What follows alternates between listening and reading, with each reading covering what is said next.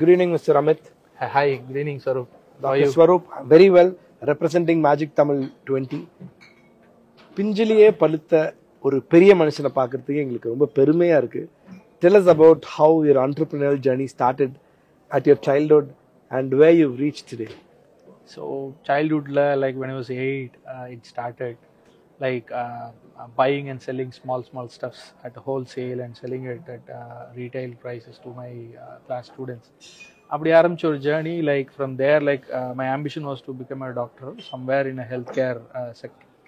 And parallelly, technology ஓட adoption இருந்தது. So I was introduced to computers by that time. So ரொம்ப passionate computers மேல ரொம்ப interest ஆனதுனால from there I learned and then I became a tutor over there till my schooling ends. I was tutoring. அங்கிருந்து college வந்ததுக்கு அப்புறம் like I joined in a healthcare studies. So parallelly I was doing website design development and then like I realized So ஒரு பக்கம் மருத்துவ படிப்பு, ஆமா, இன்னொரு பக்கம் வந்து technology, tech. So tech and moreover allied businesses, mobileலையும் நிறைய சர்வீஸ் சேல்ஸ் எல்லாம் பண்ணியிருக்கிறோம். Assembling and selling computers to a lot of college students அதுவும் பண்ணியிருக்கிறோம். Like we were at the peak அந்த டைம்ல பண்ணும்போது we have some sort of bigger USPs, so we have ample customers.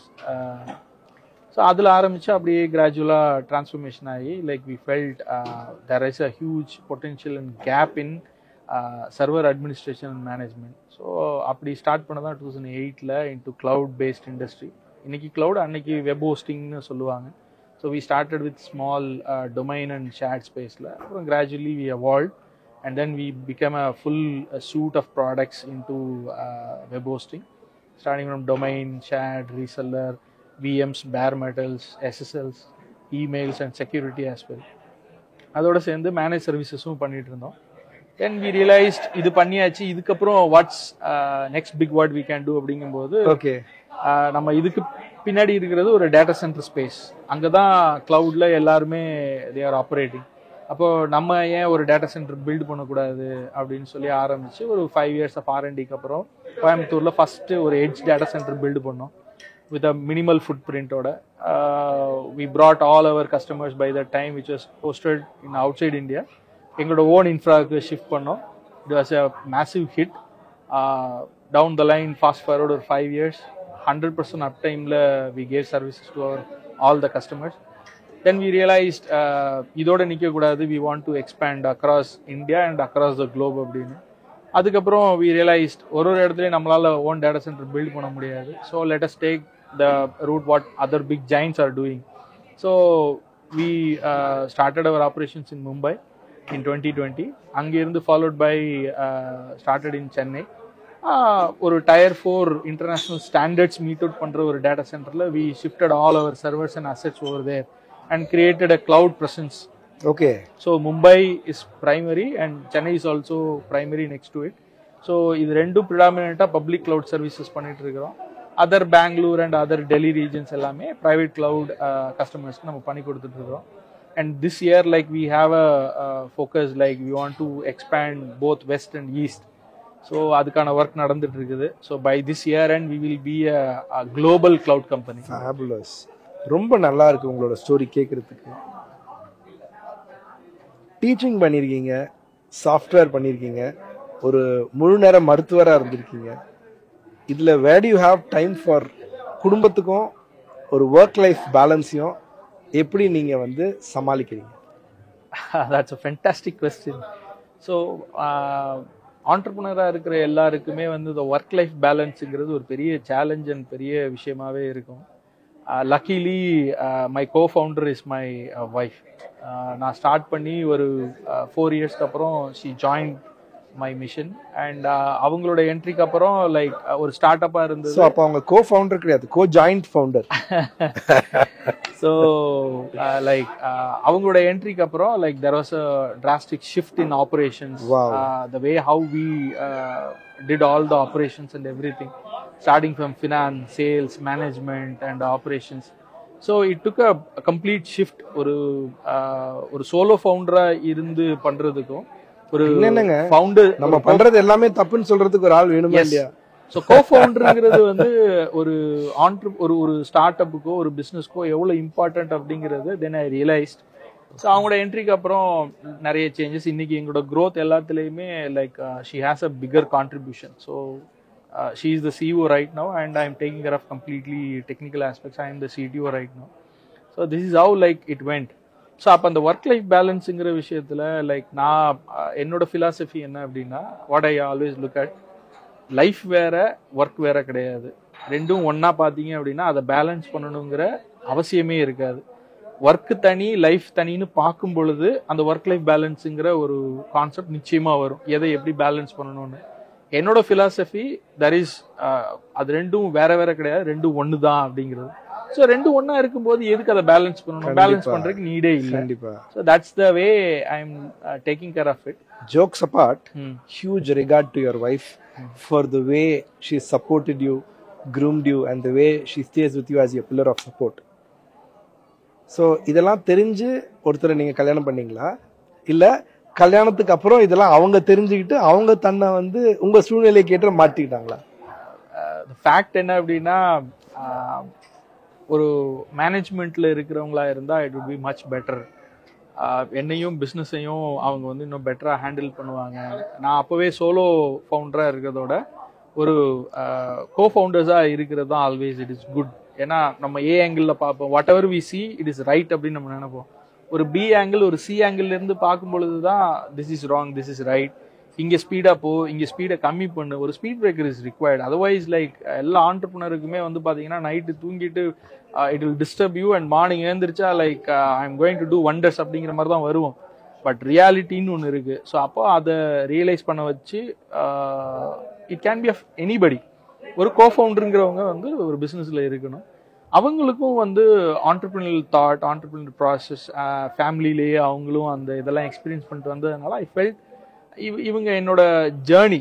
Entrepreneurship is a journey. இப்போ அந்த ஜேர்னியில் என்னோட சேர்ந்து ட்ராவல் பண்ணுறதுக்கு இவங்க கரெக்டான மேட்சாக எனக்கு இருப்பாங்க அப்படின்னு நினச்சேன். Really worked well by God's grace. Like we are gifted, we both. Wonderful. So அது மட்டும் இல்லாமல் எங்களோட வாழ்த்துக்கள், நீங்கள் ஒரு குளோபல் ஃபர்மாக வளர்கிறதுக்கும் உங்களோட அடுத்த ஜென்ரேஷன் உங்களை ரொம்ப இதுக்கு மேலே இன்னும் பல மடங்கு சப்போர்ட் பண்ணுறதுக்கும் எங்களோட வாழ்த்துக்கள். உங்களை ரொம்ப கவர்ந்த புத்தகம்? ரீசன்ட் டைமில் லைக் ஒரு ஆண்டர்ப்ரினராக நாங்கள் நிறைய படிச்சுட்டு வந்திருக்கிறோம். என்னுடைய இன்னொரு பிரின்சிபல் என்ன அப்படின்னா, learning is a continuous process. ஒரு தடவை படித்தோம் அதோட நிப்பாட்டிட்டோம் அப்படிங்கிறது கிடையாது. So I spend every day 2 hours in learning at any cost. அது எத்தனை மணிக்கு நம்ம போய் even it is like late night 1 AM போய் நம்ம படுக்கிறதுக்கு போனால் கூட ஸ்டடி அண்ட் தென் ஸ்லீப். அது இல்லாமல் அன்னைக்கு தூங்கவே கூடாது. ஸோ அன்னைக்கோட சாட்டிஸ்ஃபேக்ஷனே நம்ம வந்து ஒன்று படிக்கணும் அப்படிங்கிற. உங்களோட ட்ரக் வந்து உங்களோட மிட் நைட் ட்ரக் வந்து அந்த reading. Not like that, but அந்த day has to get complete with learning அப்படிங்கிறது. ஸோ டேலையும் படிப்போம் throughout the day. Like ஆஃபீஸில் யாராவது சம்படி என்னோட ஜூனியர்ஸோ ஸ்டாஃபோ ஹூஎவர் இட் இஸ், என்னோட கிட்டாக இருந்தாலும் ஹீ சேயிங் சம்திங் அப்படின்னா, ஒரு சின்ன குழந்தை சொன்னால் கூட எனக்கு தெரில அப்படின்னா ஐ வில் கோ. என்னோட இன்டென்ஷன் அந்த இடத்துல அது எனக்கு தெரியல, அதை நம்ம லேர்ன் பண்ணணும் அப்படிங்கிறது தான். ஸோ அந்த learning should be a continuous process. அது கண்டிப்பாக இருக்கணும் அப்படிங்கிறது என்னோட principle. And I will suggest, நீங்கள் கேட்ட அந்த கவர்ந்த புத்தகத்துக்கு ஒரு ஆண்டர்ப்ரினராக இருக்க எல்லாருக்குமே எல்லாமே பண்ண தெரியும், எல்லாம் நல்லா பண்ணுவாங்க, சூப்பராக பண்ணுவாங்க, இன்க்ளூடிங் அவர் self. But where majority of the entrepreneurs will fail or miss அப்படின்னு பார்த்தீங்கன்னா ஃபினான்ஸ். ஒரு ஆண்டர்ப்ரினருக்கு அக்கௌண்ட்ஸ் தெரியுதோ இல்லையோ, ஃபைனான்ஸ் நல்லா தெரியணும். Finance is different from accounts. So அந்த புக்கு வந்து அனில் அம்பாவோட புக்கு ரீசெண்டாக லாஸ்ட் இயர் நாங்கள் படித்தோம். ஸோ வி போத், அவங்களுக்கும் even though we are expose to finance and அக்கௌண்ட்ஸாக இருந்தாலுமே ஒரு ஸ்ட்ரக்சர்டாக அதை நம்ம தெரிஞ்சுக்கிறதுக்கு அந்த புக்கு ரொம்பவே ஹெல்ப் பண்ணுச்சு. அந்த புக் நிஜமாவே ரொம்ப மனசுக்கு கவர்ந்த ஒரு புத்தகம். ஏன்னா நம்ம நிறைய ஸ்கேல் பண்ணணும்னு நினைக்கிறோம். ஒரு இதை வந்து பிஸ்னஸ்னாலே ப்ராஃபிட்டபுளாக பண்ணணும்னு நினைப்போம், லாஸ் ஆகிடக்கூடாது, like we need to grow அப்படின்லாம் நினைக்கிறப்போ ஒரு 50% ஒரு கரன்சியோட த அதர் சைட் பிரிண்டட் வந்து ஃபினான்ஸ். இன்னொரு பக்கம் தான் நம்மளுடைய start up ideas, whatever you say எல்லாமே வரும். ஸோ சிங்கிள் சைடு பிரிண்ட் ஆன கரன்சிக்கு வேல்யூவே கிடையாது. அது டபுள் சைடு பிரிண்ட் இருந்தா மட்டும்தான் it has a value. Very valid point. So அப்போ அந்த ஃபைனான்ஸுங்கிறது is a one side of the currency. So அது தெரிஞ்சுக்கிட்டதுக்கு அப்புறம் like we have much better clarity where we are right no, why we are failing in some places.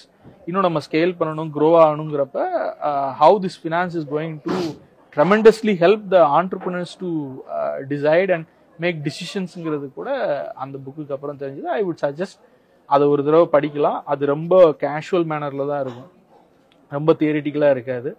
Anybody can understand அந்த மாதிரியான ஒரு புத்தகம் அது. கண்டிப்பாக அந்த புக்கை நீங்கள் சொன்னதுக்கு அப்புறம் படிக்கணும்னு தோணுது. ஆல் த மோர் நீங்கள் சொன்ன அந்த ஒரு வார்த்தை இருக்குது இல்லைங்களா, அக்கௌண்டிங் வேறு ஃபினான்ஸ் வேறு, அண்ட் ஹவு இம்பார்ட்டண்ட் ஃபினான்ஸ் ஒரு business மேனுக்கு.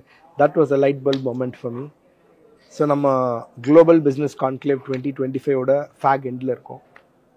What is your take back from the event?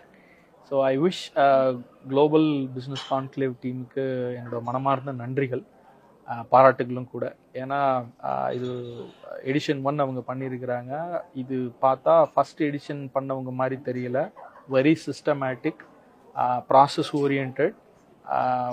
ஒரு 20 ஈவெண்ட்ஸ், ஒரு 20 எடிஷன் பண்ணவங்களுக்கு என்ன ஒரு மெச்சூரிட்டியோ, ஒரு அந்த ப்ராக்டிஸ்னு சொல்லுவோம் இல்லையா, நிறைய ஈவெண்ட்ஸ் பண்ணி அப்ஸ் டவுன்ஸ் ப்ளஸ் மைனஸ் எல்லாத்தையுமே இது பண்ணி ஒரு பர்ஃபெக்ட் கிராஃப்ட் பண்ணியிருப்பாங்க அப்படிங்கிறது அது இவங்களோட ஃபர்ஸ்ட் எடிஷன்லேயே இருக்குது. அது அவங்க இந்த ஈவெண்ட் மேலே, இந்த குளோபல் பிஸ்னஸ் கான்க்ளேவ் மேலே அவங்க எந்த அளவுக்கு ஈடுபாடோட இம்பார்ட்டன்ஸ் கொடுத்து வர்ற எல்லாருக்கும் ஒரு வேல்யூ கொடுத்து அனுப்பணும் அப்படிங்கிறதுல அவங்க ரொம்ப கவனமாக இருந்திருக்காங்க அப்படிங்கிறது இந்த ஈவெண்ட் நடந்து முடிஞ்சதை வச்சு என்னால் உறுதியாக சொல்ல முடியும். ரெண்டாவது அவங்களோட அடுத்தடுத்த எடிஷன்ஸுக்கு என்னுடைய மனமார்ந்த வாழ்த்துக்கள். ஸோ இந்த மாதிரி ஒரு என்லைட்டன்ட் ஸ்பீச் கொடுத்ததுக்கும் எங்கள் கூட உங்கள் டைம் ஸ்பெண்ட் பண்ணதுக்கும் எங்களோட மனமார்ந்த நன்றிகள். மிக்க நன்றி Amit sir. Thank you. Absolute pleasure talking to you.